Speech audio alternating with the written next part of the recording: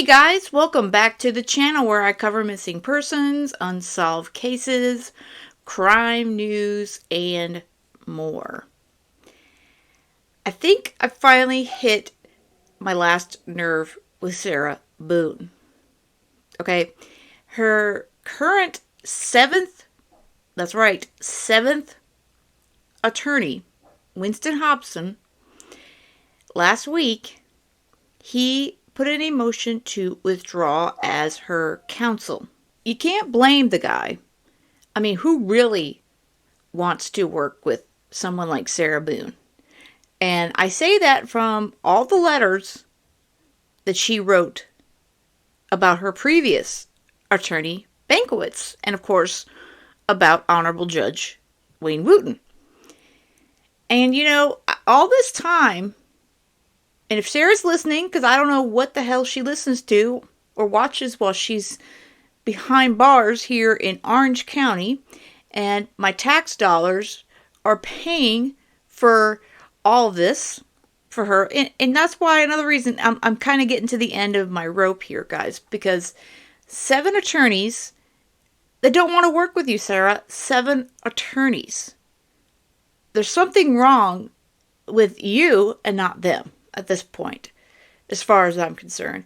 And as a taxpayer in Orange County who's a part of paying for all these things, all these lawyers, experts, all this stuff, you know, there's just no excuse for all this.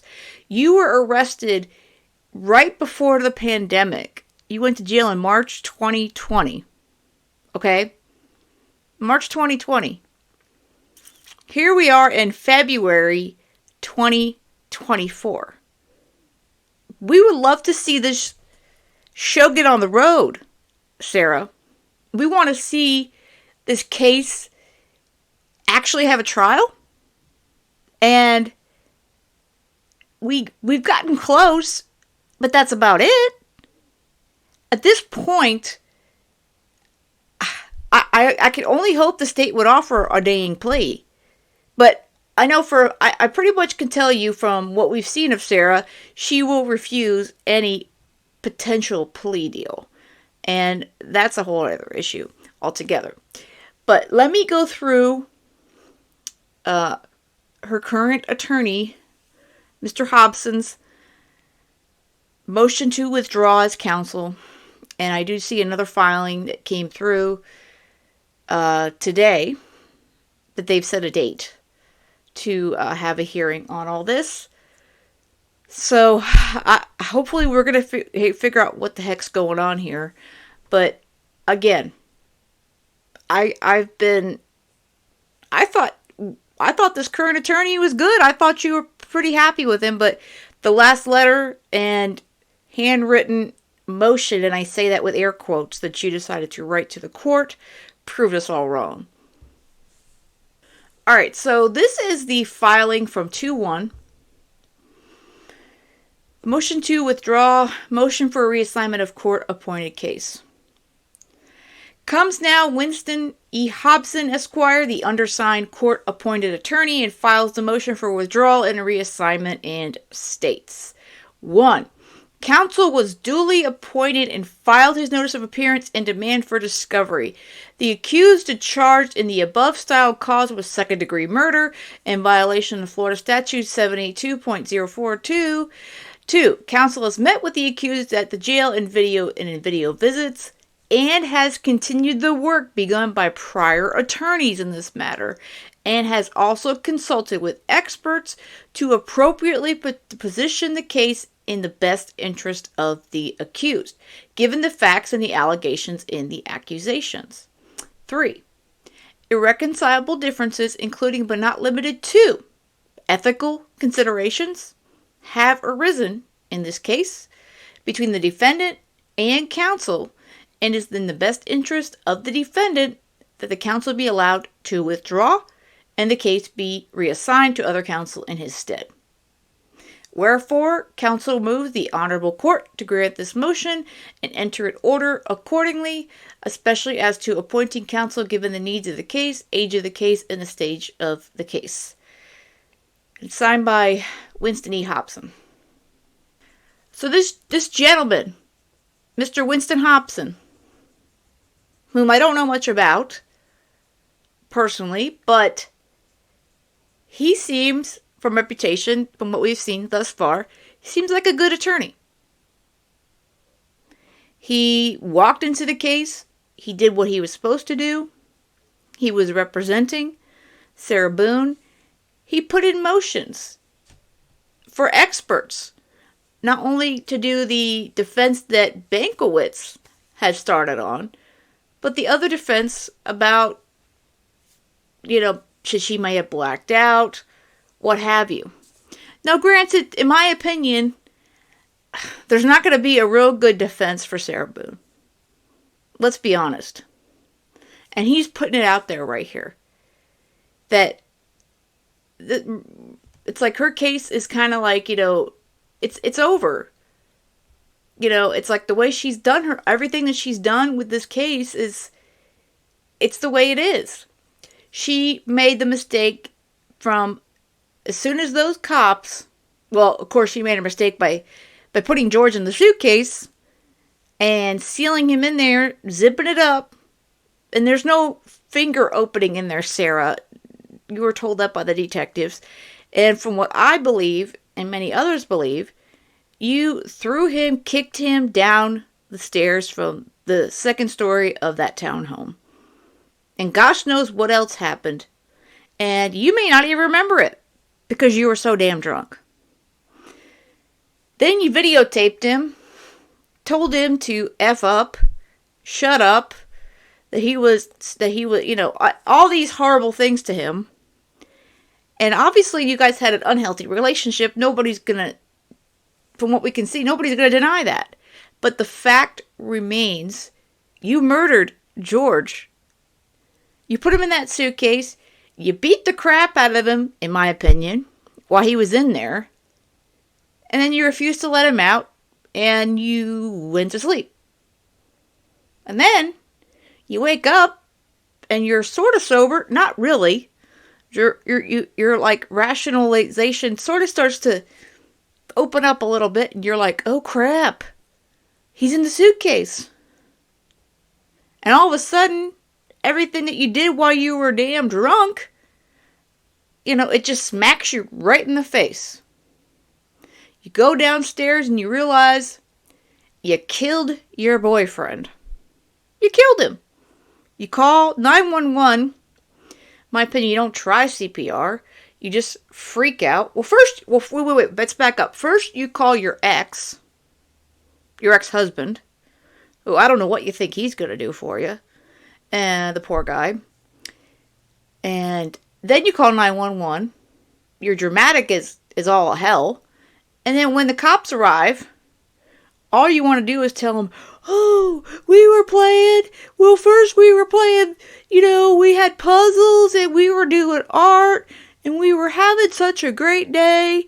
And then we decided to play hide and seek. Yeah, that's not how you play hide and seek, Sarah. That's not hide and seek. I don't know what the hell game you were playing, but it wasn't hide and seek. And then detectives get you in an interrogation room. Oh, wait. First of all, they start drinking out of the spigot outside, like you were a child from the 90s, which you probably were.